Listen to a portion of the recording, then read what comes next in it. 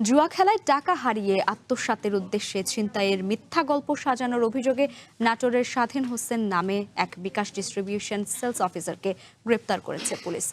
সকালে অতিরিক্ত police super Mohammad Iftekhar Alam জানান, স্বাধীন 1 জুলাই বিভিন্ন বিকাশ এজেন্ট পয়েন্টে লেনদেনের জন্য 3,50,000 টাকা নিয়ে আত্মসাৎ করেন।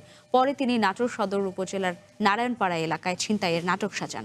তদন্তে মিথ্যা প্রমাণিত হওয়ায় 2 জুলাই রাতে তাকে স্টেশন বাজার থেকে গ্রেপ্তার করা হয়। আত্মসাৎ করা অর্থ উদ্ধারের চেষ্টা চলছে। পাশাপাশি এই ঘটনার সঙ্গে অন্য কেউ জড়িত কিনা সেটিও তদন্ত করা হচ্ছে।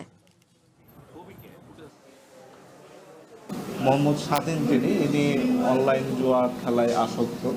এই জুয়া খেলায় তিনি এই 3.5 লাখ টাকা খুইয়েছেন। এখান থেকে আত্মসাৎ করার উদ্দেশ্যে এই ছিনতাই নাটকের ঘটনা ঘটায়।